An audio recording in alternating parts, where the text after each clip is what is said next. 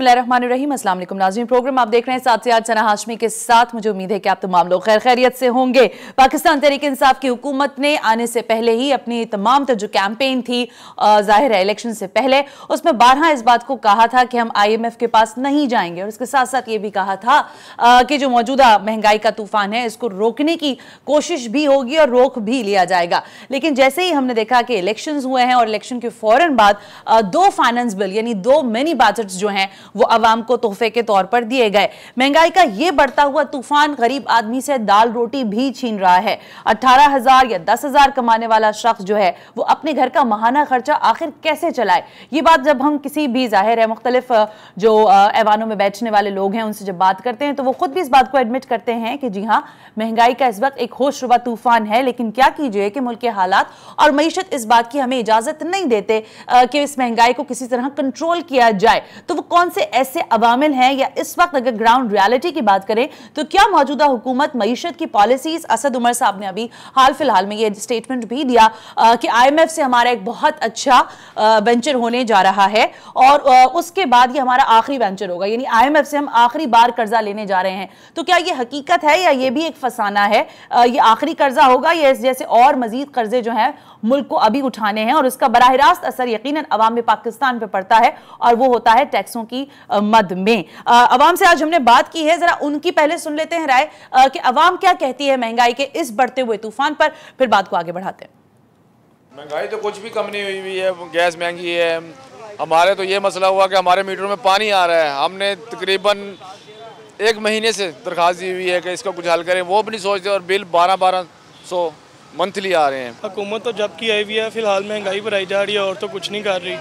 इमरान खान साहब से काफ़ी उम्मीदें थी लेकिन अब तक वो हमारी किसी भी उम्मीद पर नहीं उतर सके। गरीब बंदे हर कोई क्या कर सकता है, बंदा इंसान तो कुछ भी नहीं पता ही। आजकल तो इतनी तो महंगाई है ना, बच्चों की फीसों का कुछ कर सकते हैं ना, इतना कहते हैं जी फीसें कम हो गई। जी देखिए जी, वाकई हुकूमत की तरफ से कोई काम नहीं किया जा रहा और जो तब्दीली की बात हो रही थी, तब्दीली ज़रूर आई है। कौन कह रहा है तब्दीली नहीं आई?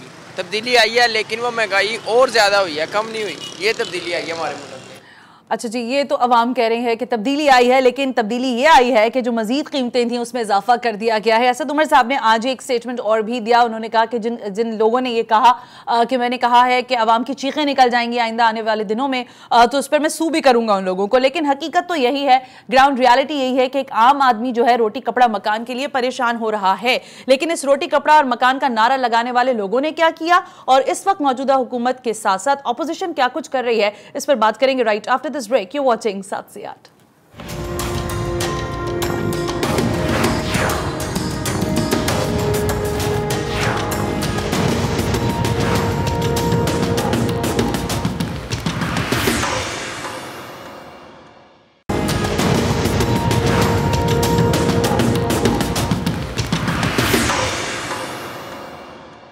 वेलकम बैक नाज़रीन, हम ब्रेक पर थे और ब्रेक पे जाने से पहले हमने आपसे कहा था कि ये इंपॉर्टेंट मौजू है यकीनन महंगाई का। लेकिन इस महंगाई की बिलखती आवाम की आवाज़ आपने सुन ली है। ऐवानों में बैठे हुए नुमाइंदगान क्या कर रहे हैं और इस बढ़ती हुई महंगाई पर क्या वो समझते हैं कि मईशत यकीनन इतनी जुबूहाली का शिकार है कि इस वक्त अवाम को रिलीफ नहीं दिया जा सकता, और अगर दिया जा सकता है तो वो क्या मुहर्रिकात और असबाब हो सकते हैं। इंपॉर्टेंट गेस्ट हैं जिन्होंने हमें इस वक्त स्टूडियो में ज्वाइन किया है। साजिद अहमद MKM पाकिस्तान की नुमाइंदगी करते हुए हमारे साथ हैं। मैंने ऐसे बहुत बहुत शुक्रिया कि आप तशरीफ लेकर आए। Thank you very much.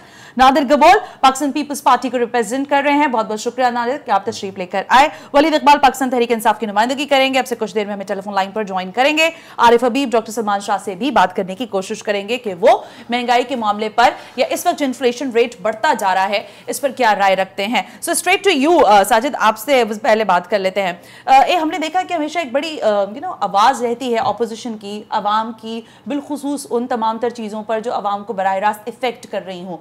बढ़ते हुए इन्फ्लेशन रेट पर हम नहीं देख रहे कि कहीं पर कौमी असेंबली में कहीं बात हुई हो, जबकि मैंने अभी आगाज़ में कहा कि 2 मिनी बजट आ गए, उसके बावजूद किसी किस्म की हमने बातचीत नहीं सुनी। वजह? बिस्मिल्लाहिर्रहमानिर्रहीम, अस्सलाम वालेकुम। वालेकुम अस्सलाम। अच्छा, सबसे पहले तो मैं एक चीज़ को क्लियर करूं कि आपने कहा अवामी नुमाइंदे क्या कर रहे हैं। मेरे ख्याल में अवामी नुमाइंदे वहाँ पर कॉलिंग अटेंशन, क्वेश्चन डाल देते हैं, वहाँ पर पॉइंट ऑफ ऑर्डर पर बात कर लेते हैं, ठीक है, और हुकूमत की तवज्जो उस जानिब मबदूल कराते हैं जो इश्यूज़ होते हैं, ठीक है। अच्छा, लेकिन ये एक आपने अच्छा पॉइंट रेस किया है कि इन्फ्लेशन के हवाले से, वो इसलिए कि पाकिस्तान में इलेक्शन से पहले पाकिस्तान की तमाम बड़ी बड़ी सियासी जमातें बड़े बड़े नारे, दावे, वादे करती हैं लोगों से और उस बुनियाद पर उनको वोट मिलते हैं। स्पेशल पीटीआई ने जो गुज़श्ता 2-2.5-3 साल के अंदर एक जो मूव चलाई तब्दीली के हवाले से, पाकिस्तान के अंदर पेट्रोलियम रेट के हवाले से, टैक्सेस के हवाले से, एजुकेशन सेक्टर के हवाले से बड़े बड़े दावे ये किए कि IMF के पास हम नहीं जाएंगे, अगर हम जाएं तो फांसी चढ़ा दीजिएगा। फिर ये भी कहा कि जिस दिन इमरान खान इख्तियार में आएंगे दूसरे दिन उनके पास कुछ अरब डॉलर आएंगे, वो मुंह पे मारेंगे IMF के और हम उस तरफ नहीं जाएंगे। अभी तो हम इंतजार कर रहे हैं कि वो IMF वाले आएं। तो मेरे ख्याल में ये तमाम झूठे वादे साबित हुए हैं। अच्छा, वो इसलिए भी कि लोगों ने बहुत ज़्यादा उम्मीदें बांध दी थी पाकिस्तान तहरीक इंसाफ से। अच्छा, वो इसलिए कि पाकिस्तान के अंदर 2-3 मरतबा पाकिस्तान पीपल्स पार्टी को, 2-3 मरतबा नून लीग की हुकूमत को लोगों ने आजमाया। ठीक है। लोगों के अंदर भी एक जस्तजू थी, तमन्ना थी, ख्वाहिश थी कि वो भी कोई नए लोगों को चूज़ करें और फिर वो देखिए वो क्या कारकर्दगी अपनी पेश करते हैं। मेरे ख्याल में असद उमर ने इलेक्शन से पहले जब अपोजिशन में हुआ करते थे कौमी असम्बली के अंदर, स्पीचेस मैंने इनकी सुनी हैं। इमरान खान को भी बहुत ज़्यादा एतकाद था उनके ऊपर। मुझे अच्छी तरह याद है कि आरिफ अलवी ने जिस दिन ओथ लिया है सदर का, तो उस दिन उन्होंने उनकी तरफ इशारा करते हुए कहा, ये कमेंट्स किए थे कि आपसे लोगों को बहुत ज़्यादा उम्मीदें हैं। मेरे ख्याल में बहुत ज़्यादा तवक्कात पीटीआई ने उनसे बांध ली थी। अच्छा। इमरान खान साहब ने बांध दी थी, लेकिन नहीं हुई है। जो कि नहीं हो सकी। अच्छा, अब मैं ये देख ही रहा हूँ कि अब गुज़श्ता 7-8-9 महीने हो चुके हैं हुकूमत जो पाकिस्तान तहरीक इंसाफ की हुकूमत को। इसमें अब इनको चाहिए था कि बताते कि हमने 9 महीने में अपने कौन कौन से टारगेट अचीव किए हैं, कि हमने लोगों को जो वादे किए उसमें से कितने % ठीक है पाकिस्तान के अंदर ख़जाना खाली मिलता है। जो हुकूमत आती है उसका दावा ये होता है कि जाने वाली हुकूमत लेकिन साजिद साहब की खतर कलामी करते हुए मैं एक बात कह दूं, क्योंकि वलीद साहब ने भी हमें ज्वाइन कर लिया, उनको पहले वेलकम भी करती हूँ। वलीद इकबाल साहब, बहुत बहुत शुक्रिया पाकिस्तान तहरीक इंसाफ की नुमाइंदगी के लिए हमारे साथ टेलीफोन लाइन पर मौजूद हैं, सेनेटर हैं आप। लेकिन साजिद साहब, आपसे मैं ये बात कह रही थी कि आप लोग इसी हुकूमत के इत्तेहादी भी तो हैं, हंसने वाली बात है या ये? बिल्कुल, जहाँ पाकिस्तान के तमाम लोगों ने नहीं उनको याद, पाकिस्तान के तमाम लोगों को बहुत ज़्यादा ख्वाहिश थी, ये एक तवक्कात बांध ली थी कि मौजूदा गवर्नमेंट यकीनन कुछ करके देगी। यकीनन हमने पाकिस्तान तहरीक इंसाफ, मुस्लिम लीग नून के साथ हमने इत्तेहाद किया माजी के अंदर, पाकिस्तान पीपल्स पार्टी से इत्तेहाद किया। इनको भी एक चांस हम देना चाह रहे हैं। अच्छा, कि अच्छा है ये अपना, चलिए आप चांस देना चाह रहे हैं तो हम भी चांस पे बात सुन लेना। वलीद साहब की उनको आगे कहीं और भी शो पे दिया है उन्होंने टाइम। वलीद साहब अस्सलाम वालेकुम, बहुत बहुत शुक्रिया वक्त देने के लिए।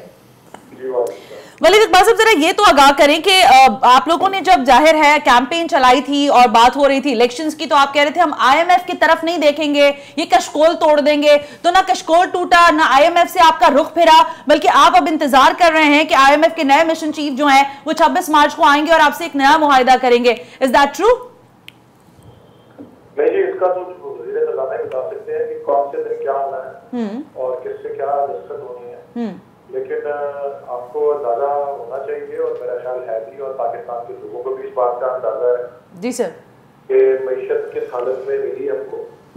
और ये किसी का कहना कि जी हर चीज पिछली हुकूमत में डाल दें, ये बात नहीं है।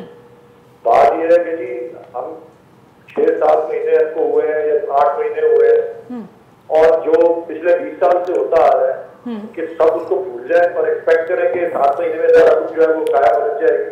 ठीक है, या वो ये कि मतलब मैं जो कहना चाहता हूँ कि रोम एक रात नहीं बनाता, और जो 10 साल पीछे ये चले जाए, अगर 5 साल PMLN रही इक़्तिदार में, उससे पिछले 5 साल PPP रही, तो सिर्फ जो मुल्क को इतना ज्यादा कर्जों के ऊपर जो है उसका हिसाब बढ़ा दिया कि उसके पिछले 60 साल में जो कर्जे थे उसको डबल किया पहले वाली हुकूमत ने, और PPP वाली जो उसको मजीद डबल किया इन्होंने, जो PMLN की गवर्नमेंट है। अच्छा, उस पे सारा, यानी ये सारा बर्डन तो आप लोगों पे पड़ गया ना? दोपहर को आर्टिफिशियली रोक के रखा, 7-8 अरब डॉलर जिससे मार्केट के अंदर वो रुपए डाले हुए थे।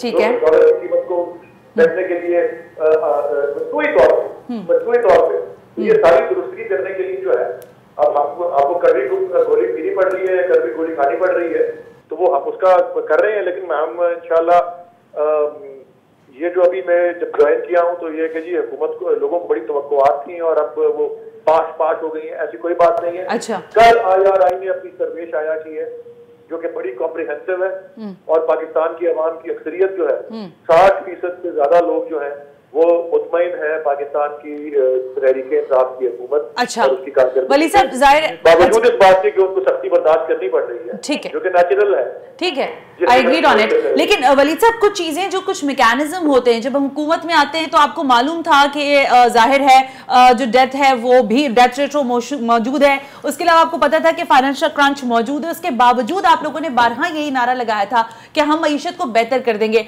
अब आपसे आपके नाकदीन ये पूछ रहे हैं कि आपके पास पॉलिसी क्या है, कैसे ठीक करेंगे, जरा वो बता दें। रोजगार के मामले पर अभी तक कोई भी चीज सामने नहीं आ सकी है, महंगाई बढ़ती ही जा रही है, तालीम सेहत जैसे मामलात पर क्या काम हो रहा है? देखिए जी, ये आप मैं इसका फिर थोड़ा सा माजी में जाना पसंद करूंगा और एक और जाविये से। आप सबको इस बात का भी अंदाजा और इल्म है कि एक रिकॉर्ड है खैबर पख्तूनख्वा का, जिसको पहले कहते थे सूबा सरहद, कि वहां कभी कोई एक पार्टी मुतवातिर 2 दफा नहीं इक़्तिदार में आई, ठीक है, और पीटीआई ने ये रिकॉर्ड कायम किया है कि दूसरी दफा इलेक्ट हुई है लगातार, और ना सिर्फ ये बल्कि ज्यादा बड़ी अक्सरियत से। और उसकी वजह क्या है? उसकी वजह ये है कि 5 साल के अरसे में, अब ये 5 साल 5 महीने नहीं होते या 8 महीने नहीं होते, ये 5 साल होते हैं, ठीक है। 5 साल के अरसे में ऐसी पॉलिसी वजह की और उस पर ऐसा अमल दरामद किया कि जिसके नतीजे में लोगों का एतमाद जो है इसमें बढ़ा और उन्होंने ज्यादा मकबूलियत हासिल की और ज्यादा वोट लिए। और उसकी वजूहात क्या थी, जो कि 18 के इलेक्शन में हमारा मंशूर था कि सबसे बेहतरीन डेवलपमेंट ह्यूमन डेवलपमेंट होती है, हमने वहां वो करके दिखाया। अच्छा, तो तालीम का शोबा हो, अल-फलान जैसे इदारे ने कहा चारों। सर आप अपनी बातों से शायद मुझे तो कन्विंस कर ले, लेकिन जो आपके इत्तेहादी यहाँ बैठे हैं वलीद साहब, आप पूछिए, मैं आपको जवाब दे रहा हूँ ना वलीद साहब, लेकिन आपका जवाब ठीक है, आप बात कह रहे हैं, मैं आपकी बात को सुन रही हूँ। मैं आपसे ये अर्ज करना चाहती हूँ कि जो आप सुन रही है तो सुनती रहे ना, बोलना बंद करें please. That's not the way Waleed साहब, that's not the way to मतलब आंसर। वलीद साहब, ये तरीकेकार बिल्कुल गलत है। देखिए, अगर आपसे दैट्स नॉट फेयर, एक सवाल आपसे पूछा जा रहा है कि मौजूदा ये अगर रवैया इख्तियार किया जाएगा तो फिर क्या, किससे कौन सवाल करेगा? और मैंने कोई गलत बात पूछी थी उनसे आप लोगों से? आपने गलत पूछी, मगर आपको पता होना चाहिए कि पीटीआई का ट्रैक रिकॉर्ड है, बदतमीजी करने में तो माहिर हैं ये लोग, कोई इन लोग का बैकग्राउंड नहीं है, मुफ्त में ये लोग आके सवार हो गए हमारे ऊपर, कोई इनको तमीज़ नहीं किसी से बात करने का। अवाम ने तो इनको लाया ही नहीं ना, इनको ये तो पर्ची पे है, पर्ची पे जब कोई आता है या सोर्स पे कोई आता है तो इसी तरह फिर उसका रवैया होता है। अभी आप नाम तो इस्तेमाल करते हैं कि आप शायद अल्लामा इकबाल के पोते हैं, मगर अल्लामा इकबाल साहब का भी इस तरह किसी से गुफ्तगू, वो भी खास तौर पे किसी खातून के साथ, पीटीआई के लिए तो मशहूर है खातून के साथ बदतमीजियाँ, बड़ों के साथ बदतमीजियाँ। लेकिन that's very much amazing for me Waleed sahab, मुझे बिल्कुल एक्सपेक्टेशन नहीं थी कि आप इस रवैये से बात करेंगे। Well, that's the behaviour from the Pakistan Tehreek Insaf. Now come to the point again Nadir, आप ना अगर हम पाकिस्तान पीपल्स पार्टी के मंशूर की बात करें और हार्डकोरली अगर पाकिस्तान पीपल्स पार्टी को देखें तो रोटी, कपड़ा और मकान बेसिक आपका नारा है। और ये नारा, अब इसके लिए लफ्ज में इस्तेमाल कर रही हूँ जो कि गलत भी है, लेकिन बिकता है, कैची है, लोग सुनते हैं और समझते हैं कि हाँ यही शायद कुछ करेंगे। बट अनफॉर्चुनेटली और फॉर्चुनेटली यू डिड नथिंग। नहीं, देखिए, आपके साथ मैं अग्री नहीं करूंगा। पाकिस्तान के अंदर सिर्फ एक ही पार्टी है जो कि गरीब का दर्द समझती भी है और गरीब के साथ कनेक्टेड भी है। बेनज़ीर इनकम सपोर्ट की बात करें, पीआई में एम्प्लॉयमेंट की बात करें, उसके अलावा दीगर और मतलब सिंध गवर्नमेंट ने जितने इक़दाम उठाए हैं, NICVT बनाया, गरीबों के लिए free of cost health care हम दे रहे हैं। पूरे पाकिस्तान में हमने एक प्रेसिडेंट सेट किया कि भाई अगर आप अमीर को महंगे से महंगे अस्पताल जा सकते हैं तो गरीब क्या करेगा। गरीब के लिए हमने NICVT बनाया कि वो वहाँ पे जाएगा और फ्री अपना हेल्थ केयर, पूरा हेल्थ चेकअप कराएगा, हार्ट के सर्जरीज तक हम state of the art surgeries वहाँ पे परफॉर्म करें गरीब के लिए फ्री ऑफ कॉस्ट। जिना अस्पताल अगर आप देख लें, वहाँ पे हमने कैंसर रेडियोलॉजी को हमने एक्सपेंड किया, वहाँ पे जाके जिस तरह के मशीनरी आप करोड़ों रुपए की मशीनरी आपको बिलावल साहब ने ऑफर कर दिया था, बिल्कुल ऑफर की है, बिल्कुल ऑफर की है। आप ये मुझे बताएं ना नादिर कि इस वक्त जो महंगाई का इतना बढ़ता हुआ तूफान है, इलेक्टेबल्स मौजूद हैं ऐवान के अंदर, आवाज नहीं आ रही, आप लोगों को एहसास नहीं हो रहा कि आपकी पार्टी की तर्जुमानी होने के बावजूद अवाम के ये देरीना मसाइल बहरहाल हल नहीं हो रहे? देखिए, इस वक्त सिर्फ एक ही पार्टी है जो कि ऐवान के अंदर चीख रही है, बोल रही है कि गरीबों का आप माशी कत्ल कर रहे हैं। बिलावल भुट्टो ज़रदारी साहब ने बोला है कि गरीब को आप मजबूर कर रहे हैं कि वो खुदकुशी करे, किसान को आप तबाह बर्बाद कर रहे हैं। एक अयूब खान था, एक इमरान खान है। अयूब खान के ज़माने में भी 22 अमीर तरीन फैमिलीज थी, भुट्टो साहब ने आके उनका सफाया किया। जवाब आपसे सवाल तो फिर ये भी बनता है ना कि सर आप लोग भी तो हुकूमत में रहे, हम लोग लोग हुकूमत में थे, जिस तरह हमने जितनी रिकॉर्ड हमने नौकरियां दी, यहाँ तक कि जो 90s में जिन लोगों को नौकरी से बरतरफ किया गया था PI और स्टील मिल्स में, उनको हमने बहाल किया, उनकी पुरानी तनख्वाहें हमने दी कि भाई कम से कम गरीब को तो आप बर्बाद नहीं करो, गरीब को तो उसका हक दो, गरीब को तो पैसे दो कि वो अपना घर चला सके। अमीर की तो खैर है, अमीर अपना खुद ही देख लेगा, गरीब को अगर स्टेट लेकिन तो अमीर की हालत भी बहुत खतरनाक हो गई है। आरिफ हबीब बिजनेसमैन है, माना जाना नाम है पाकिस्तान का, उनसे भी बात करते हैं। डॉक्टर सलमान शाह साबिक वजीर खजाना रह चुके केयर टेकर गवर्नमेंट के, दोनों को वेलकम करती हूँ। बहुत बहुत शुक्रिया दोनों शख्सियात का टेलीफोन लाइन पर आने के लिए। सलमान शाह साहब, आपसे गुफ्तगू का आगाज करना चाह रही हूँ। जरा इस वक्त हमें ये बताएं कि ये जो मौजूदा महंगाई की सूरत हाल आप देख रहे हैं, क्या आप सेटिस्फैक्टरी हैं कि हुकूमत इस वक्त तक जो पॉलिसीज अभी तक दिखा सकी है, जिसमें दो जिसे हम कह सकते हैं फाइनेंस बिल है, GDP की सूरत हाल आपके सामने है, ग्रोथ रेट आपके सामने है, आपको लग रहा है कि सूरत हाल बेहतर हो जाएगी आने माह साल में? देखें, एक्चुअली पाकिस्तान की इकोनॉमी के दो बहुत बड़े खसारे थे।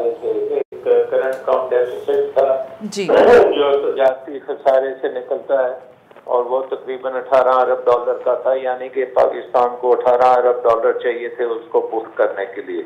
ठीक है। उसके साथ साथ फिस्कल डेफिसिट था, वो तकरीबन 7 से 8% GDP का बन चुका था।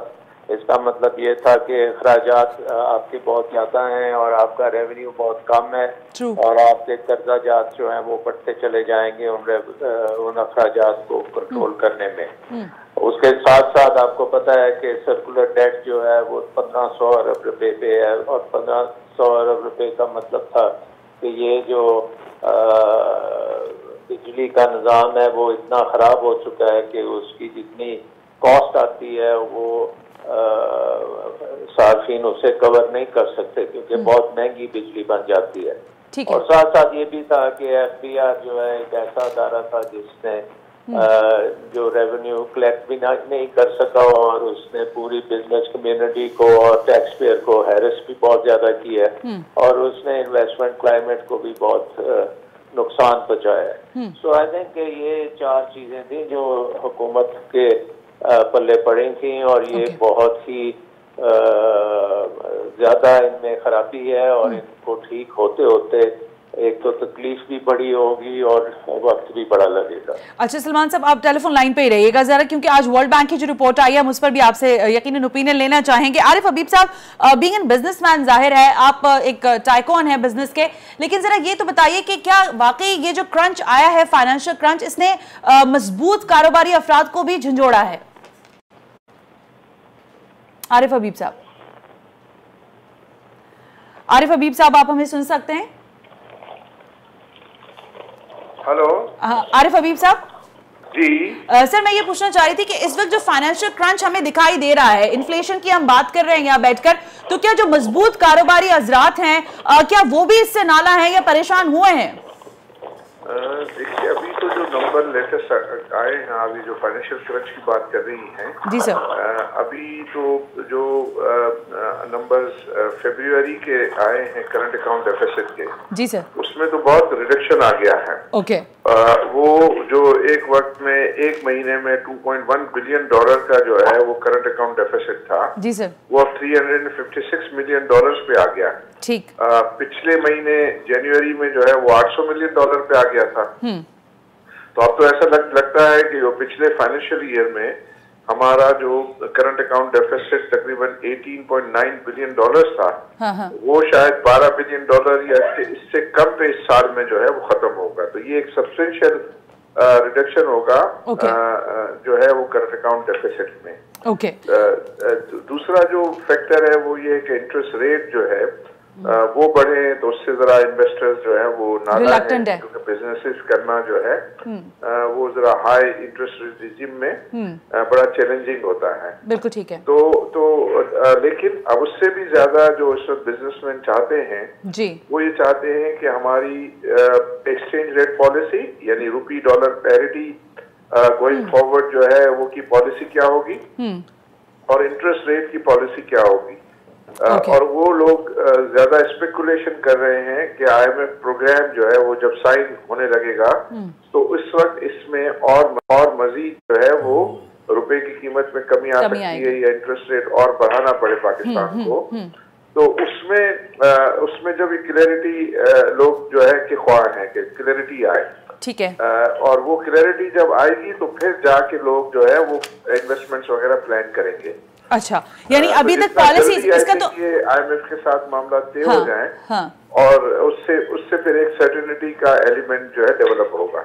ओके, लेकिन क्या ये IMF की जो इस वक्त हम एक मरतबा फिर से डील होने जा रही है, आप समझते हैं ये लॉन्ग टर्म रिलीफ साबित होगा पाकिस्तान की इकोनॉमी के लिए? नहीं, लॉन्ग टर्म रिलीफ तो नहीं साबित होगा। ये तो आप ये एक लाइफ सेविंग ड्रग है ना, लाइफ सेविंग ड्रग आप दे रहे हैं तो वो भी जरूरी है कि इस वक्त अगर मरीज नाजुक हालत में है तो उसको आपको ये लाइफ सेविंग ड्रग भी देना है। उसके बाद आपको जो है वो खुद अपने तई जो है वो बहुत सारी रिफॉर्म्स करनी पड़ेंगी, बहुत सारे इकदाम करने पड़ेंगे, जब जाके जो है वो चीजें स्टेबलाइज होंगी। और उसमें एक अच्छी बात यह है कि अल्लाह ताला ने पाकिस्तान को बहुत नेमतों से नवाजा है। हमारे पास वसाइल की कमी नहीं है, इसकी प्रॉपर सही मैनेजमेंट की जरूरत है जिससे चीजें जो है वो बेहतर हो सकती है। तो मैनेजमेंट तो ये है कि अगर हम बेहतर कर देंगे तो मामला जो है वो सीधे होना शुरू होंगे। लेकिन ये नहीं एक्सपेक्ट करना चाहिए कि वैसे पुश बटन जो है वो चीजें आज है और कल कुछ एकदम से ठीक हो जाएगा। इसके अंदर मुसलसल हमें जद्दोजहद करनी पड़ेगी राइट डायरेक्शन में, तो जाके जो है वो चीजें आएंगी। लोग ये देखना चाहते हैं कि अगर हमारी पॉलिसी का डायरेक्शन भी ठीक है तो फिर वो इंतजार कर सकते हैं कि नहीं हमें जितना भी इसके अंदर रिजल्ट ओरिएंटेड, बिल्कुल ठीक है, रिजल्ट्स के ऊपर इंतजार किया जा सकता है। लेकिन आरिफ हबीब साहब, आपसे भी और डॉक्टर सलमान से भी एक इंपॉर्टेंट क्वेश्चन ये है कि बरामदात का हजम कैसे बढ़ाया जाएगा। इस सवाल का जवाब में एक ब्रेक ले रही हूँ, ब्रेक से जब वापस आएंगे तो इस पर जरूर बात कर लेते हैं कि ये नुक्ता है। पॉलिटिकल एंगल पर हम जरूर बात करेंगे कि पॉलिटिकल पार्टीज क्या कर रही हैं और वो क्या समझती हैं कि इस वक्त जो महंगाई की बढ़ती हुई सूरत हाल है इसको कैसे कंट्रोल किया जा सकता है। पाकिस्तान तहरीक इंसाफ का ओपिनियन लेने की कोशिश की, बहरहाल वली साहब हमें हमारे साथ अब नहीं है, लेकिन एक्सपर्ट ओपिनियन लेंगे right after this break. You're watching 7 से 8.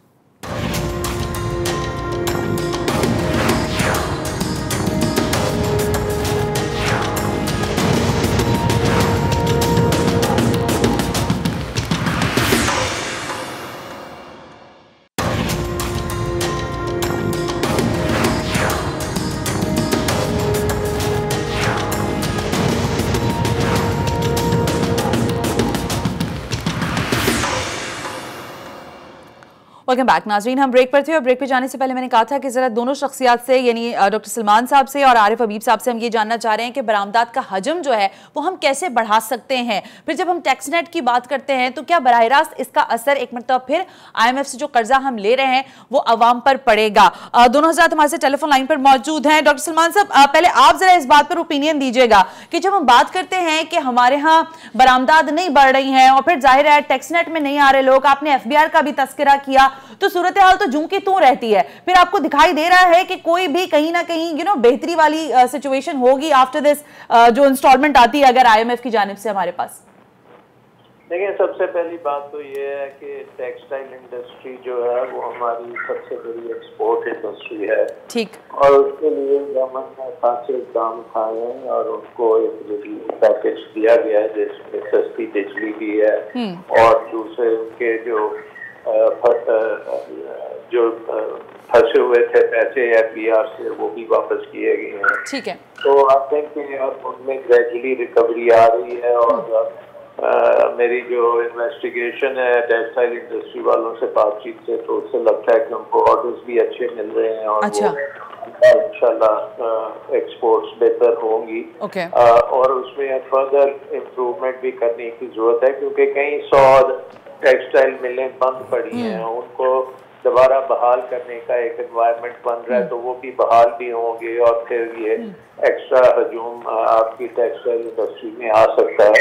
और इसके साथ मैं पता है कि चीन की जो टेक्सटाइल इंडस्ट्री है वो एक बहुत बड़ी इंडस्ट्री है, वो चीन से अपनी मैन्युफैक्चरिंग कुछ मूव कर रही हैं, कुछ वो वियतनाम में जा रहे हैं, बस हमें उम्मीद है कि इसी पैक के तहत चीन की इन्वेस्टमेंट टेक्सटाइल इंडस्ट्री में बड़े पैमाने पे आएगी और उससे हमारा एक मींस यू आर होपफुल कि ये इंडस्ट्रीज जो है फ्लरिश करेंगी, you are hopeful. Well Arif Habib साहब, स्पेशल इकोनॉमिक जोन्स भी बन रहे हैं, उनमें भी आएंगे तो एनवायरनमेंट तो पाकिस्तान की माशाल्लाह से फेवर कर रहा है, ओके, आगे चल रही है, इम्प्रूव कर रही है।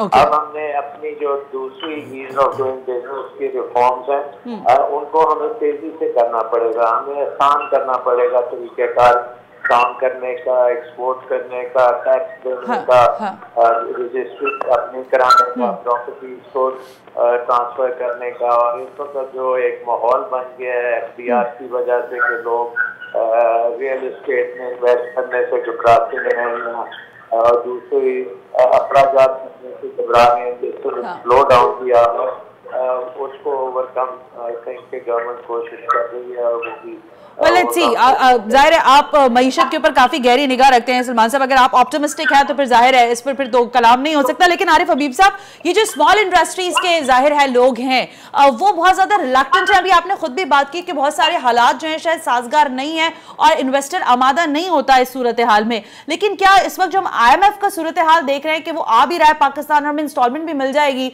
मे बी 26 को उनका दौरा है, आप समझते हैं कि स्मॉल इंडस्ट्रीज को भी थोड़ा कुशन करने के लिए हुकूमत को कोई नई तरीके से इन पॉलिसीज को रिव्यू करना पड़ेगा जो अभी तक हमने 2 फाइनेंस बिल्स में देखी है वो उसमें नहीं थी शायद?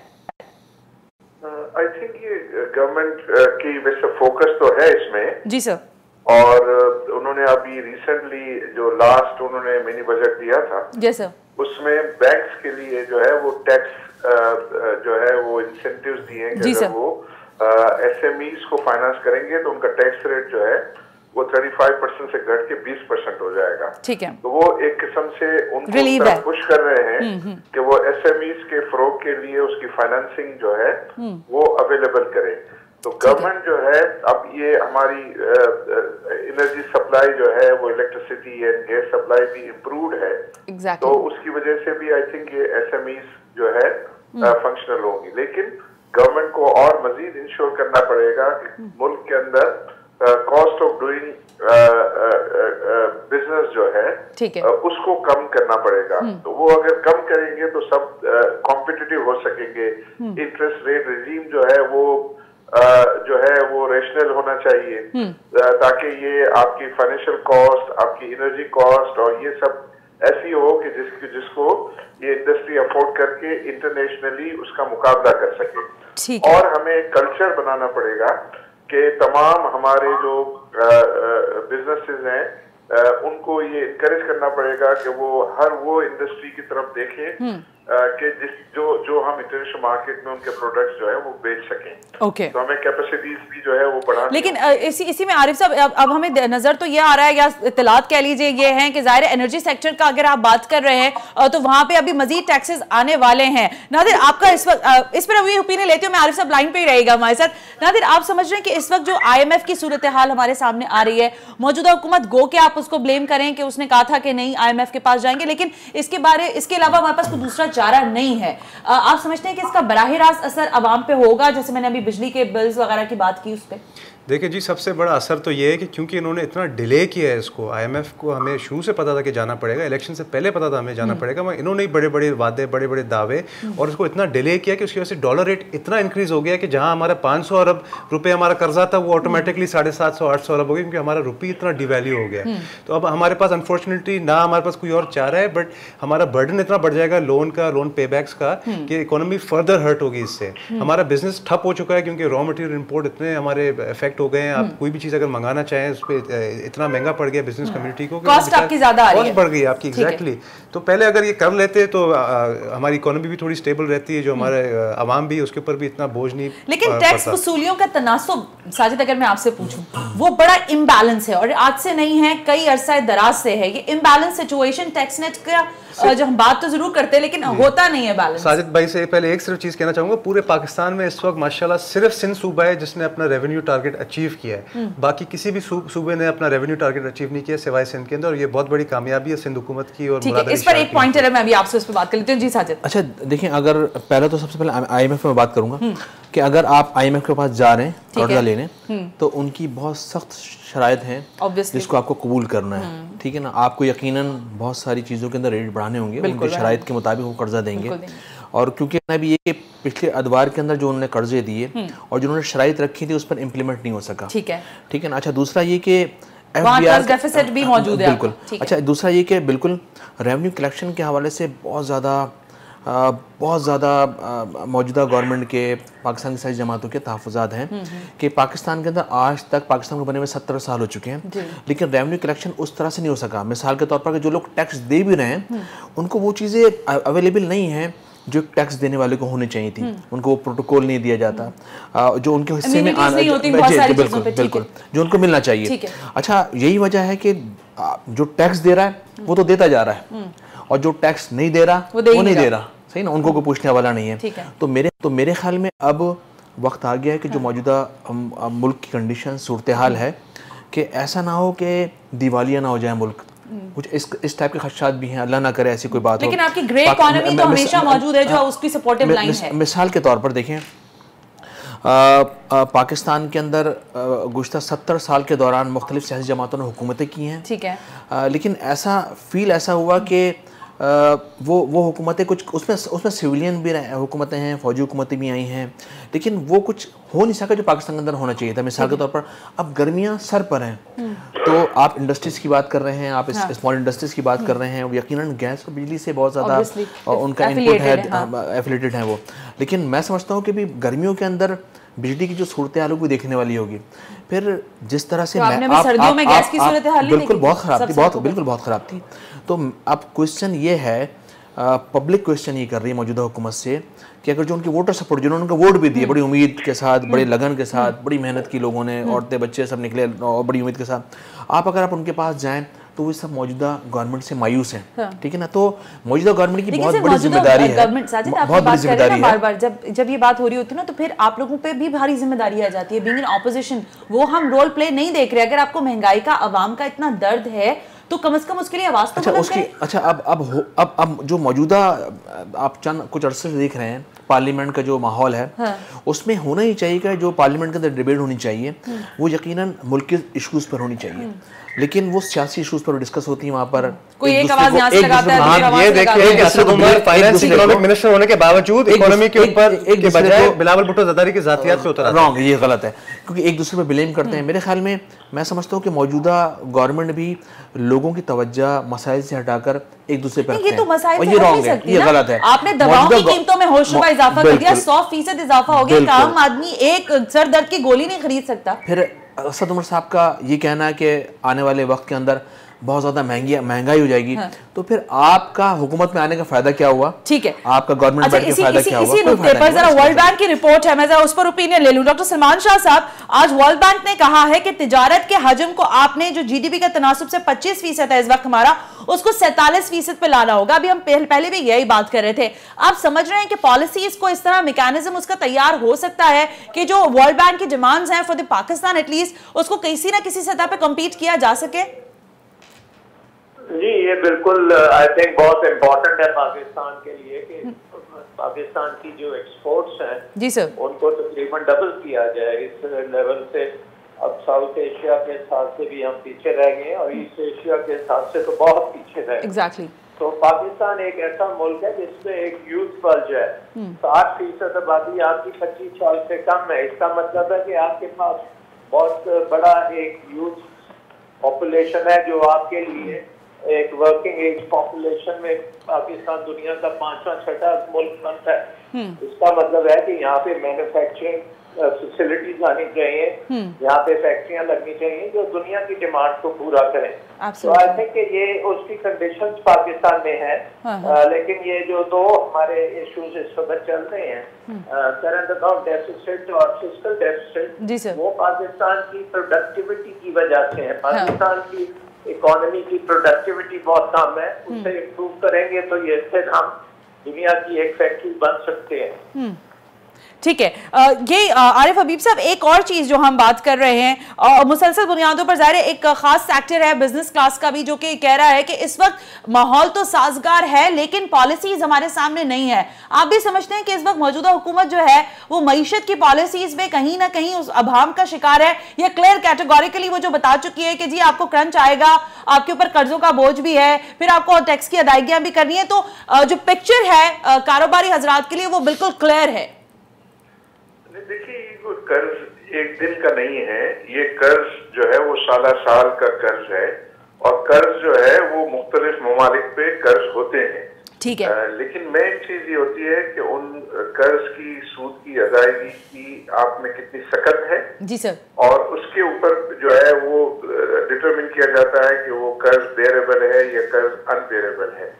ये कर्जों की अदायगी और कर्जों के सूद की अदायगी उसी सूरत में आसान हो सकेगी कि हम अपनी इकोनॉमी को बढ़ाएं, हमारी साइज को बढ़ाएं, जीडीपी ग्रोथ को जो है वो तेज करें, और उसी से ही फिर हमारे मुल्क के अंदर रोजगार के मौके जो है वो पैदा होंगे। तो इसमें आई बिलीव कि हमारे जो डिफरेंट स्टेक होल्डर्स हैं उनको जो है वो मिल कर बैठना होगा और तमाम को अपना अपना रोल प्ले करना होगा, और उसमें जो है वो तमाम जो पॉलिटिकल पार्टीज हैं उनको भी एक एजेंडा पे जो है वो बैठना होगा कि हम किसी की भी गवर्नमेंट होगी, क्योंकि गवर्नमेंट तो जाहिर है ये 3 बड़ी पॉलिटिकल पार्टीज हैं, इनमें से किसी की होगी जी सर।